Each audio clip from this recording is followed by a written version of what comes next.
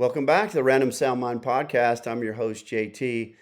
Everybody's talking about the halftime show and not enough people about the game, which was not good either. But I had to say something about it. I hosted a party with another guy at my house. It's made abundantly clear to everybody that we are not showing the Bad Bunny halftime show. We're going to switch over to Turning Point USA. I love Charlie Kirk. I love TP USA. I don't think anyone here had a problem with it. In fact, I think most people preferred it. I've watched maybe 10 seconds of the show. I didn't listen to the audio because why?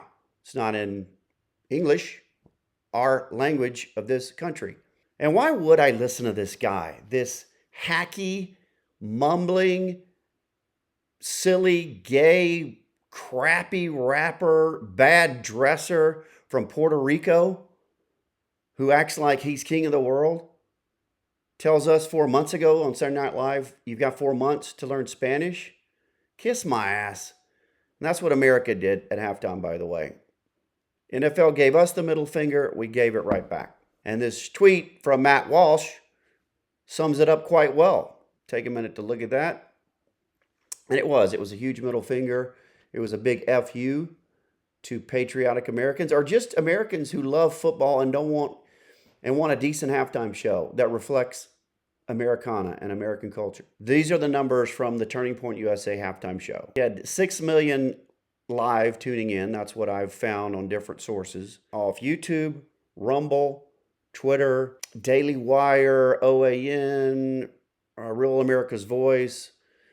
The total number supposedly of both live and replays, people watching it over or people watching it later, was 25 million. 25 million.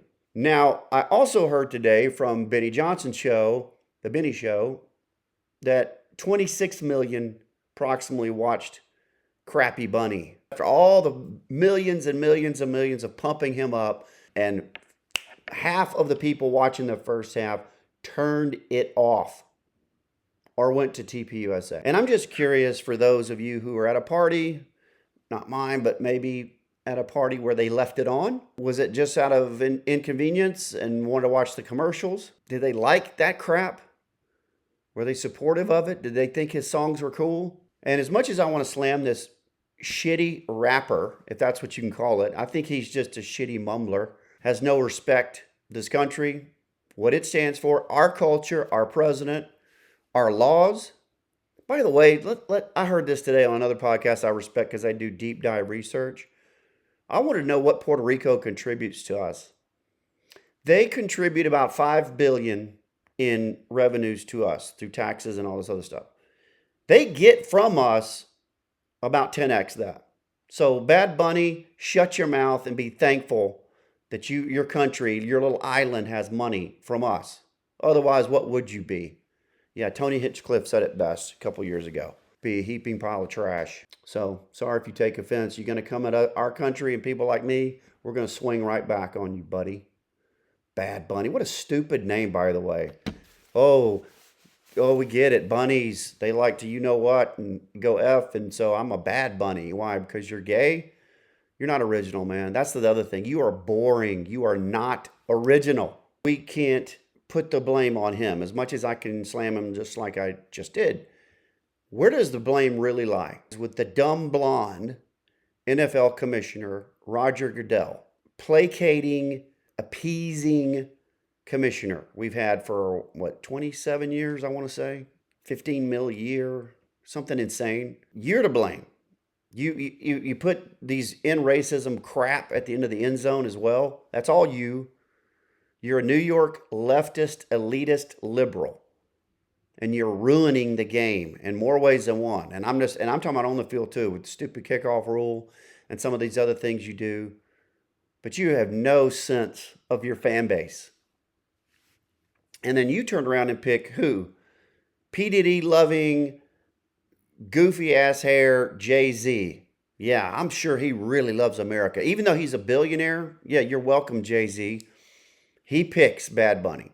So I blame Goodell, and then Jay-Z, I expect him to do what he's going to do. He's not going to ever choose a country music artist, despite how popular they are. He's never going to choose a good old rock and roll band from a country that has made him a billionaire, literally. And this is the 250th year of our country's since our country's founding. And this is what you do, Goodell, you piece of crap. I started thinking about all these people, not especially, but only from other countries who tout their culture. Our culture, my country, we do this and it. As if Americans don't have culture. So this next 8 points are for those of you who know we have culture. Maybe you haven't had time or you haven't thought thoroughly through different points of our culture. And this is just literally 5 minutes of me just jotting things down. I didn't go read a bunch of articles like I normally do. Here are 8 things I found that are unique and special about America, which contribute to our culture, what we're about. Just 8. There are many more, and you can probably go deeper in each of these. Number 1 is freaking football. Okay? FOOT. We invented it just like basketball, just like baseball. It's been exported now to Canada, to Europe, just like the other sports. And it's not just the pros, all the way down to elementary, middle school. My godson, I watched 2 of his games last fall. It was awesome. And people are into it. It's part of our culture. Certain states, high school football is like a religion. It's a cult. And I say that mockingly and jokingly, but it is. Texas, where I live, Florida, California, I would say Georgia, probably Ohio, high school football is a cult, meaning it is so ingrained into part of American culture. Number 2 is our language. That's part of our culture. People come to America, they expect to hear English. Yes, American English. Number 3 is family. And by that I mean blood family, immediate family. I get so sick of hearing other people when they move here go, well, in my culture, family is a big deal. Oh, yeah? It's not big here? If you move somewhere, try to study where you move to. How about that? How about as a respect? Go, yeah, family's pretty big here. Not with everybody. Not so much with me. And that leads me to the 4th thing about our culture is church family. The higher, the eternal, the real family that you'll be with, who you're bonded with in ways you don't know. That's huge. I'm very thankful for different cities, my church family, including the one I'm a part of now. Very thankful. The friendships I've made, the depth, relationship advice, the wisdom I have gotten, the camaraderie, good old fellowship in your church family. I mean, it's just part of it. You go around and ask people, hey, where do you go to church? You probably got a 50-50, probably even a 60-70% chance of them going, I go here. Or when I go here. Maybe it's not every Sunday. That's part of our culture, church, because we are a Christian nation. Number 5, the media is part of our culture. What do I mean by that? Movies, TV, talk radio, I mean, who else does that? Is part of who we are. It is reflection. It is like taking our culture and putting it up on a screen, literally, figuratively, all of it.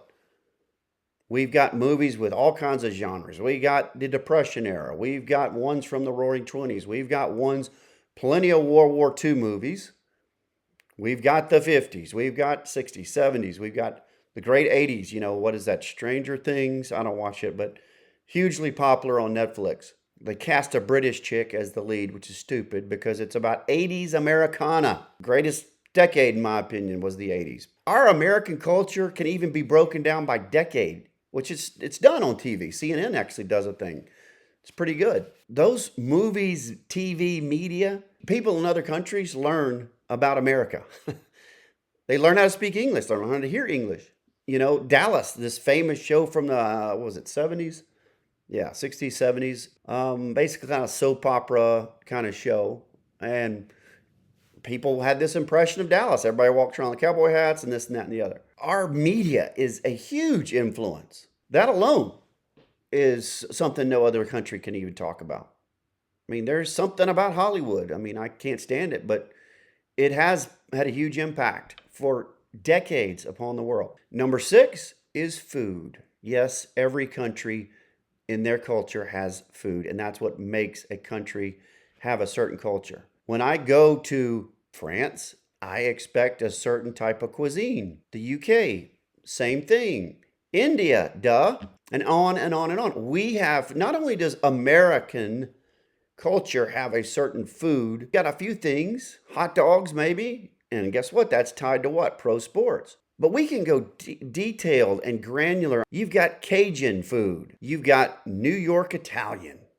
You've got, where I'm from, the Deep South has what we call Southern comfort food or soul food even. Similar deal. You've got West Coast fresh, seafood, tofu. Texas, known for cattle, which means you're known for steaks. Kansas, I would say the same thing. Great steaks, steakhouses. Number 7, traditions. They're part of our cultures, and that includes national holidays. They honor presidents. They honor things in our culture, like Thanksgiving. I mean, what is more American than Thanksgiving? Okay? Ticked off that people say we don't have a culture. We also have Christian traditions. Hey, how about Christmas? Huge here. It's big in other countries. It's a different thing in America. We also have, as part of our traditions, Western civilization and Western values, which leads me to the 8th and final point, and that's ideas. The US of A embodies certain ideas, which is why people, at least a century, have been dying to get here. Freedom, ability to make money, or capitalism, or free markets, democratic self-governance. The Declaration was a 5,000-year earth-shattering document compared to what had been done before on such a scale. Other ideas, work ethic. Anybody reads the history of the pilgrims that came over, there's some great classic books on the work ethic that was employed there, because they did go from communism to basically the early seeds of free market capitalism and individualism. That's also part of American culture. Also part of an ideas that we have is that we are fighters. And I don't just mean world wars, we are. There is a fighting spirit in America. And another idea that's big about our American culture is freedom. Freedom. If I had to pick one word, that would be it. You could say liberty, that's fine. And here's some phrases that only American culture can say. How about this? American dream. How about this? Melting pot. How about this? City on a hill. Again, I just can't, when I was doing this, writing this up, it took me 5 minutes to come up with this stuff. So all those 8 points, but they cannot just be national. They can even be regional things. Even within a state, even within the state of Texas where I live, there are certain cultures where you go. We make fun of each other about it, in fact, but it's known. This notion from other people who move here and they brag about their culture and we have this and look at us. You're not that special because no one has impacted the world like the US of A. And we have a culture, as I just listed off, several things that make America great and American culture part of who we are. So in all that, I do not feel guilty. I do not feel reticent. I do not feel hesitant. I do not feel ashamed to say what I just said.